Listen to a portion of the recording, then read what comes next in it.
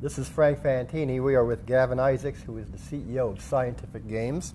Hi, Frank. And I might mention also that Scientific Games is sponsoring the CEO one-on-one interviews at Fantini Research this year at G2E, and we appreciate that, Gavin. Thank you. Thank you for everything you do for the industry. Well, thank you in turn. Scientific Games has undergone a considerable change in the past couple of years as you've been the center of several major acquisitions. Can you give us a quick overview, Gavin, on Scientific Games today and how you see it evolving in your tenure as CEO? Certainly.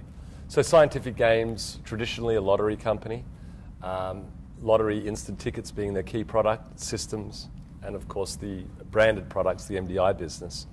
Approximately a year ago, they looked to diversify, and we'll talk more about that, I'm sure, and they acquired WMS Gaming, a slot company based out of Chicago. So through that, they picked up a slot business, both in sales and operations, and an interactive business, which complemented their own embryonic interactive business, but the interactive business being the real money gaming side of it, and of course the social side of it. Approximately, I don't know, probably about 6 months ago, I was asked when I was sitting in my beach leave to think about what would be really changing for the industry. What would really be, if you had a wish list, what would you want to buy?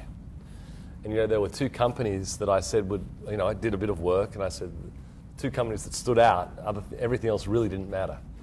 And one of them was Bally. And so we did due diligence on the other one, and then we rang Bally and we said, let's talk. And they said, we're not for sale. And we said, we made a compelling rationale on putting the companies together. Obviously people who know the industry know that Bally and WMS have been talked about for 100 years by putting them together.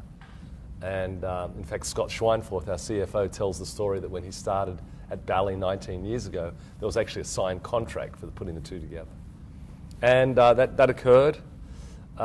We did the deal in 1st of August, and we hope to close it before the year end. That will make us the most diversified company in gaming.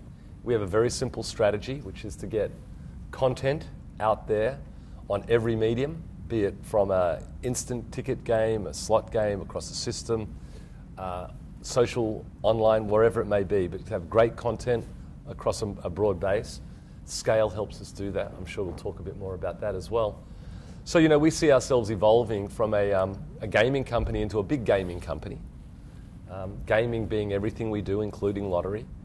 And we would like to think that we will maintain our focus. We will do everything that have enjoyed doing in the past, bringing everyone together, have fun, create great games, make our customers profitable, and enjoy the benefits.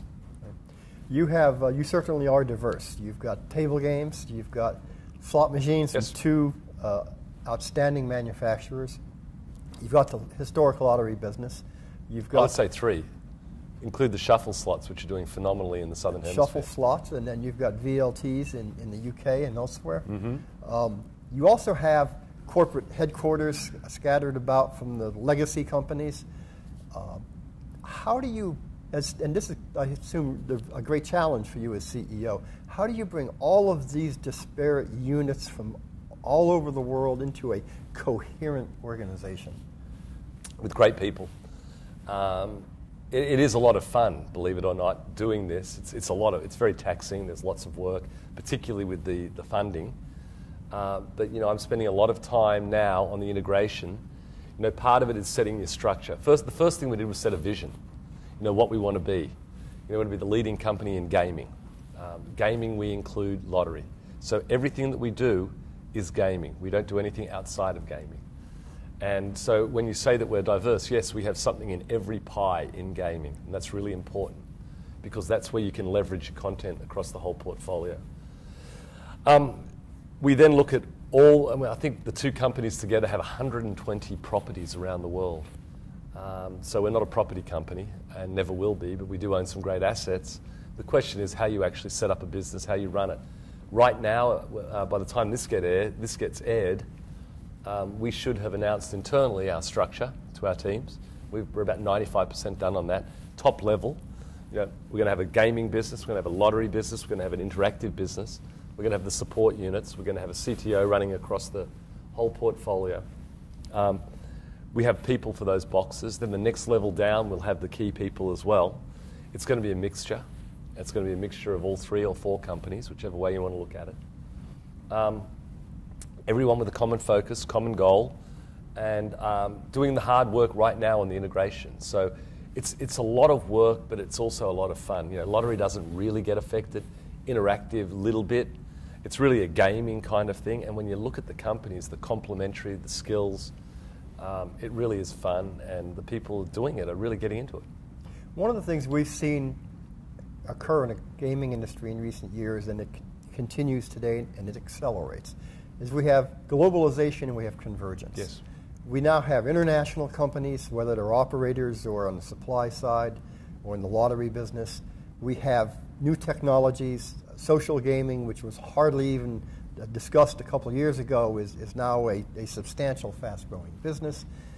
Can you paint us a little bit of a picture of what the gaming industry might look like several years out? Yeah, I think that certainly from all sides of the gaming industry, I don't think lotteries are going away. Clearly there's a move towards more online there. I think social gaming is important. I think online gaming is going to be more relevant than social ultimately. Social is a great test bed for us. Today we are running over 40 A/B tests.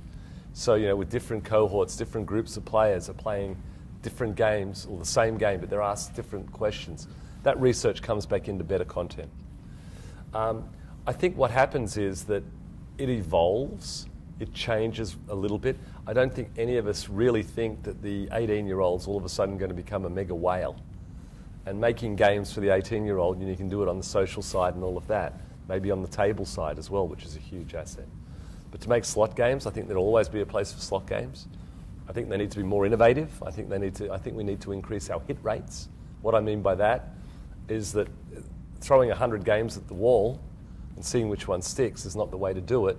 By virtue of getting better data and applying that as we build our games, one of the things our game teams are really focusing on now is taking the best of Bally, the best of Shuffle, the best of WMS, the best learnings, and really working out how we can actually make less games but better games. I think that's going to be a big feature of the future. That's one of the big advantages of scale. I ideally hope that our operator customers see the benefit of providing the entertainment they used to provide to the players, giving them more value for money, making the products fresh, making their properties beautiful. We see that in most properties anyhow, but there are a few that are, they're clearly struggling, and I think that's a cycle that you can't keep cutting to grow. You've got to invest. So, I still think it's a good time. I think there's 1 million machines out there in North America alone. We're currently at a 1 in 25-year replacement cycle sort of thing. That can't last. So I think there's some real investment that needs to be done. By virtue of what we're doing, we're planning on really taking our models and the way we do things, a common OS, and really multi-brand, giving the customers more flexibility, not only in purchasing or in leasing or whatever, but in pricing and options and change outs and things like that. So I think it's exciting, and I think that you can't do that without size. Right. Business models have changed to some degree. A little bit. Interactive is a new business model. Social gaming has been. Do you see business models changing in this industry, or are we just simply going to refine what we have now? I think they will change a little bit. I think that there will be certainly refinement on what we have now. I think there'll be a lot that still stays the same to what we have now. A lot of it works. It may not work for everybody. I spoke to a bunch of bankers at lunch today, and I warned them. I said, don't just because you're only getting data from the publicly listed companies. There's a lot of companies out there at the moment doing really well in gaming who aren't publicly listed, the Native American customers, for example, and some of the government ones, some of the international ones. Gaming's still alive and growing. And all because you read about regional gaming and issues with debt, et cetera, doesn't mean the whole thing's that way. So the key is to fix that, to help rectify and remedy that so that the whole industry is healthy. But yeah, I think the models will evolve a little bit to help the customers do that. Touch on one final subject. Yeah. Our core client is the investor. Yes. Love the investors. So tell us a little bit what investors should know about Scientific Games. And one of the issues that might come up is that suppliers historically have been debt-free companies, Yes. and now we see companies that have a significant amount of debt as they've gone through the acquisitions. Yes. So I think the takeaways from Scientific Games' perspective is that we have a plan. I think we have the people on board to execute to that plan. We have visions. We're very gaming focused. A lot of companies have lost the touch of the customer. I don't think we have. We've really gone out there and really selected people, and as we are selecting people, to make sure that whilst they're experts in their field, they love the industry, they have a passion. It doesn't always work bringing people in from the outside, and I think that's really important. At the same time, yes, debt, leverage is something not new, but at this levels it's new to the gaming companies. You know, we feel we have plans where we can create a lot of cash, pay down the debt. Our board and our management team are very committed to doing that. We've set a 4 in 4 goal. We want to be a leverage of around 4 times in 4 years' time. So, you know, we are very committed to that. We're very committed to applying our cash primarily to doing that. Obviously, we have to run our business, but frankly, we're going to look at ways of making sure that our free cash flow does pay down the debt. And we believe we have the team, and I think companies are all about people and products. I believe we have the people and the products, as long as we can put it all together, and I feel fairly confident in my abilities to drive that. I feel that we're going to be very successful. I'm very excited by it. I wouldn't have come back from 6 months on the beach if I didn't come back early, if I didn't have that passion and love. And you know, it's great. I'm invigorated. I think it's fantastic. You are definitely enthusiastic.